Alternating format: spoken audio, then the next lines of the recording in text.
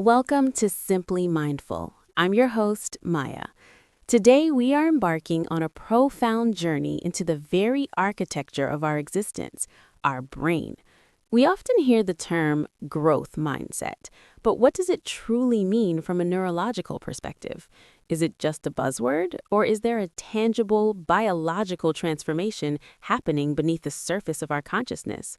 Today, we will explore how we can consciously evolve and why the phrase, "I can't do it," should always be followed by a powerful, scientifically backed word, yet. Imagine for a moment two individuals facing a complex, daunting challenge, perhaps a high-level mathematical problem or a sophisticated professional obstacle. The first person struggles, feels a surge of frustration, and immediately concludes, "I'm just not built for this. I don't have the talent." They retreat, their motivation extinguished by the belief that their intellect is a fixed, unchangeable entity. This is the hallmark of a fixed mindset. Now, consider the second person. They face the exact same struggle. They fail initially, just like the first. However, their internal dialogue is fundamentally different. Instead of seeing failure as a verdict on their worth, they see it as a puzzle. They think, "This is difficult, which means my brain hasn't found the right pathway yet." This subtle shift is the essence of a growth mindset, the deep-seated conviction that our fundamental abilities are not carved in stone, but are instead muscles that can be developed through deliberate practice and persistence. But here is where it gets fascinating. This isn't just about positive thinking or self-help rhetoric.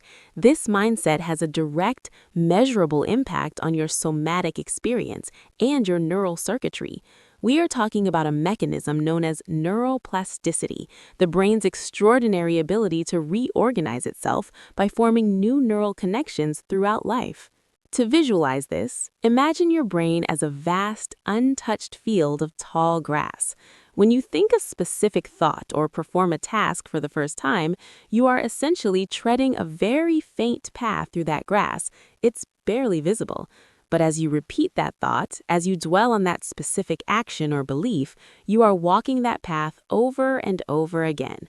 Slowly, the grass is trampled down, the earth is packed tight, and a clear, defined trail emerges. In the realm of neuroscience, these are your neural pathways.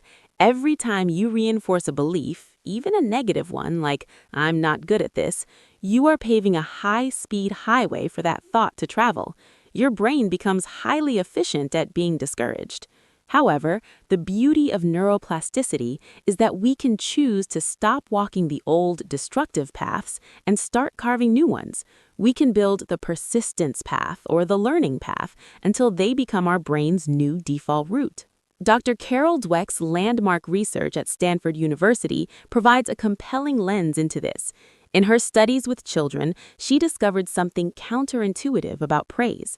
Children who were praised for their intelligence, being told, "You're so smart," actually became more fragile.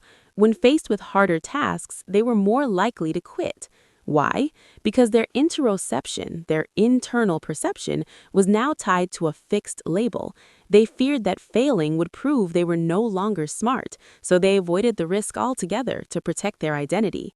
In contrast, children praised for their process, their effort, their strategy, their focus, exhibited a radically different response. They didn't see failure as a threat to their ego, they saw it as a feedback. To them, a mistake was simply a data point indicating that they needed to adjust their approach. For these children, the struggle itself was the reward because they understood, perhaps intuitively, that the struggle was the sound of their brain growing. This brings us to the chemistry of the mind.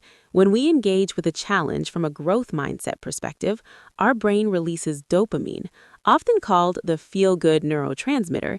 In this context, dopamine acts as a biological fertilizer.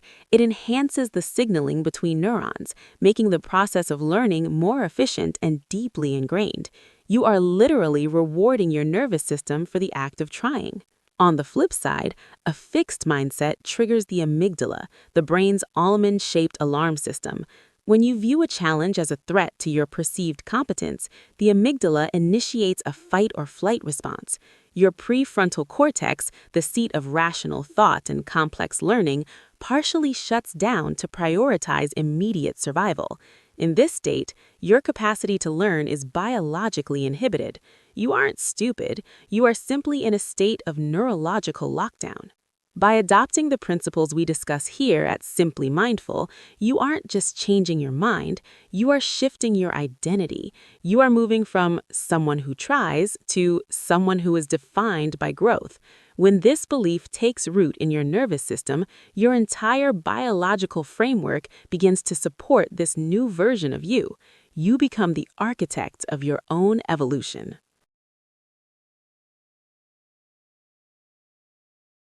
Continuing our exploration here at Simply Mindful, we must address a fundamental question. How do we actually train our brain to believe in its own potential? How do we shift this belief from a mere intellectual concept into the very core of our identity?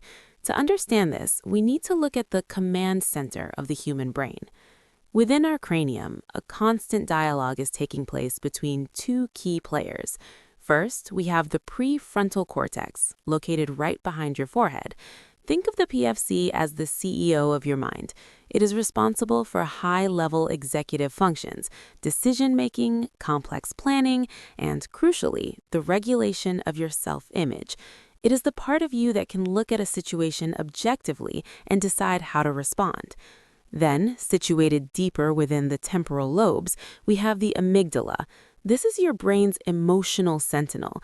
Its primary job is survival. It scans the environment for threats, and it is notoriously biased toward caution.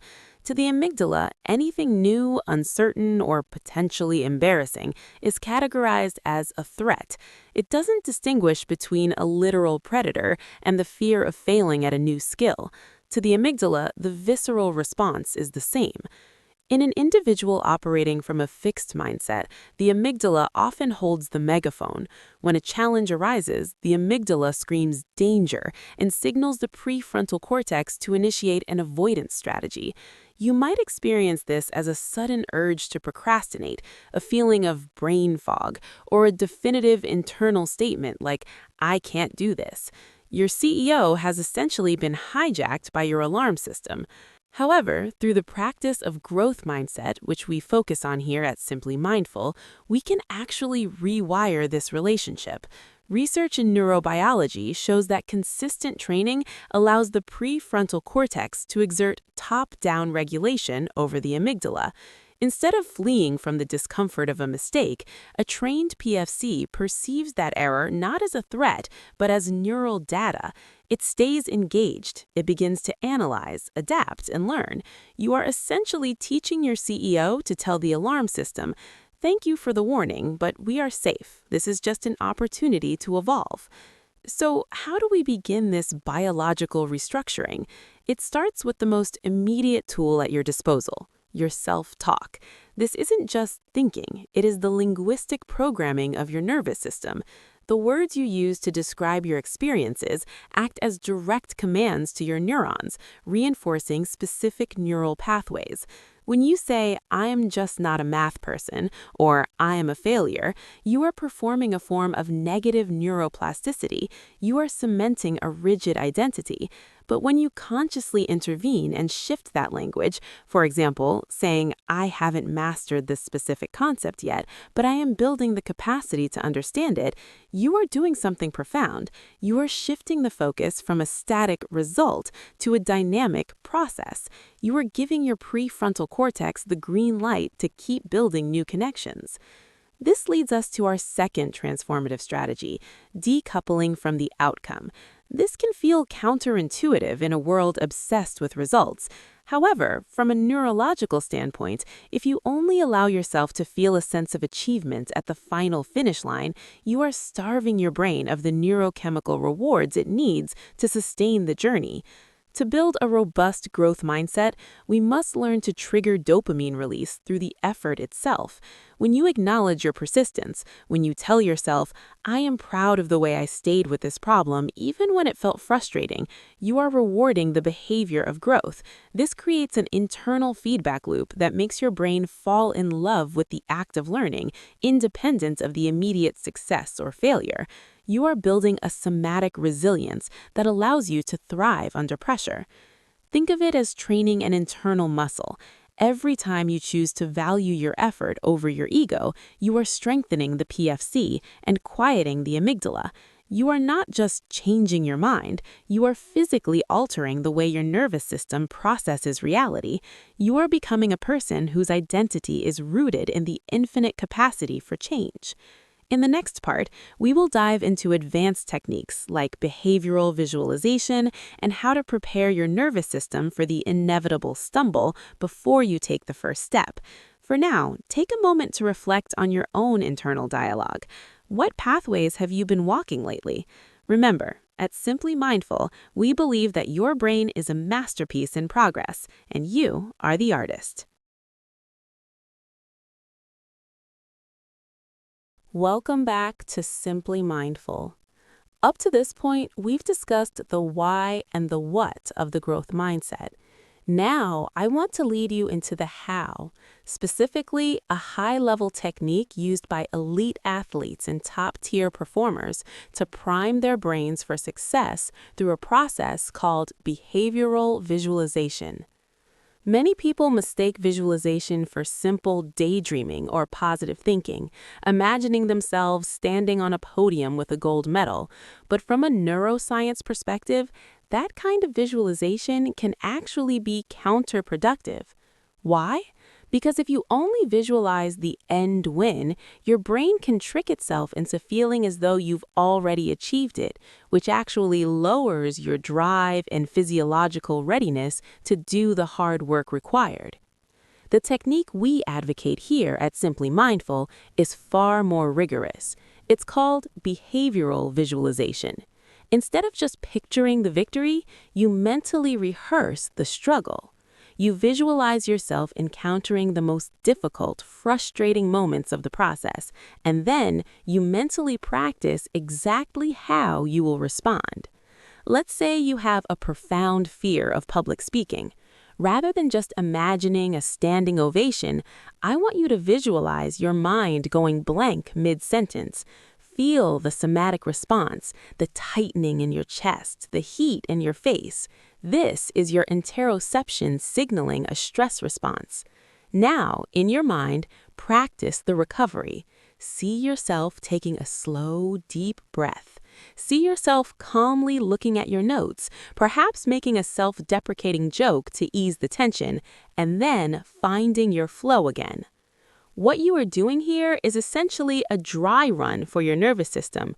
By rehearsing the recovery from failure, you are building a bridge between your amygdala and your prefrontal cortex. You are teaching your brain that even if the worst-case scenario happens, you have a functional protocol to handle it.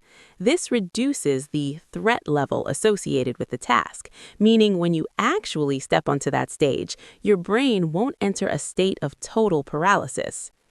This leads us to a critical concept in growth, the reframing of failure as biological fuel. We need to move beyond the idea that failure is something to be avoided. In a growth mindset, failure is the most concentrated form of information you can receive. It is a direct map of where your neural pathways are currently insufficient and where they need to be reinforced. Think about the sensation of frustration. To most, frustration is a signal to stop. But if you want to master your mind, you must learn to recognize frustration as the feeling of neuroplasticity in action. That friction you feel when you can't grasp a new concept, that is the physical manifestation of your brain beginning to break down old patterns to make room for new ones. It is literally the growing pains of your intellect. When you begin to associate the feeling of struggle with the feeling of progress, your entire relationship with your work changes. You stop asking, "Am I good enough?" and start asking, What is this challenge trying to teach my nervous system right now? This is how you move from a fragile identity based on being to a resilient identity based on becoming. At Simply Mindful, we encourage you to start small. Use these visualization techniques from minor daily stresses. Practice your response to a difficult email or a challenging conversation before it happens. By doing this consistently, you are not just preparing for one event, you are fundamentally changing the default setting of your brain. You are becoming a person who doesn't just survive challenges, but someone who utilizes them as a catalyst for evolution. In our final section, we will bring all these threads together. We will look at how the fusion of self-talk, process focus, and behavioral visualization creates a compound interest effect for your brain, leading to a total transformation of your life's trajectory. Stay with me. The best is yet to come.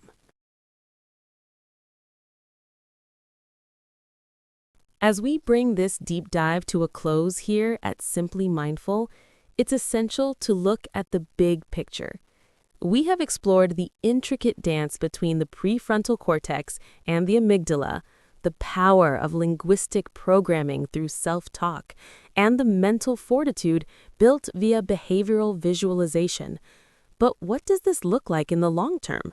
How does this culminate in a permanent shift in your reality? The answer lies in the principle of cumulative neuroplasticity. Just as a single drop of water eventually carves a canyon through solid rock, these daily cognitive shifts, the choice to use the word yet, the decision to praise your effort rather than your ego, create a compound effect within your neural architecture. You are not just changing a thought, you are building a new version of yourself from the inside out. When you consistently apply these principles, the growth path in your brain becomes the path of least resistance. Over time, your nervous system stops defaulting to a state of fear when faced with the unknown. Instead, it enters a state of active engagement. This is the point where growth mindset is no longer something you do, it is who you are. From a biological standpoint, this is a total system upgrade. Your brain becomes more resilient to stress, more adept at problem solving, and more capable of emotional regulation. You begin to experience a sense of somatic calm, even in high-stake environments, because your identity is no longer tied to the fragile outcome of a single event, but to your infinite capacity to adapt and learn. Remember, your brain is a dynamic, living organ that responds to the environment you create for it. If you feed it labels of limitation, it will wither within those boundaries. But if you feed it the fuel of curiosity, effort, and strategic reflection, it will expand beyond anything you previously thought possible. You possess the biological hardware for greatness. Your mindset is the software that determines how that hardware performs. I want to leave you with one final thought. The most powerful realization you can have is that you are not a finished product. You are a work of art that is constantly being redrawn. Every challenge you face is a brushstroke, and every mistake is simply a chance to adjust the color and the perspective. Don't be afraid of the messiness of the process. Embrace the friction, for that is where the growth happens. Thank you for joining me today on this journey of the mind. I hope this exploration of neuroscience has given you the tools to look at your challenges with a new sense of wonder and agency. If you found this session valuable, don't forget to subscribe to Simply Mindful for more deep dives into the science of being. Before you go, I want you to take one deep, conscious breath and identify one area in your life where you've been using a fixed label. Right now, in this moment, add the word yet to that sentence. Feel the shift in your energy. Feel the opening of a new path. I'm Maya, and this is Simply Mindful. Keep learning, keep evolving, and most importantly, keep being mindful of the incredible power within you. Until next time.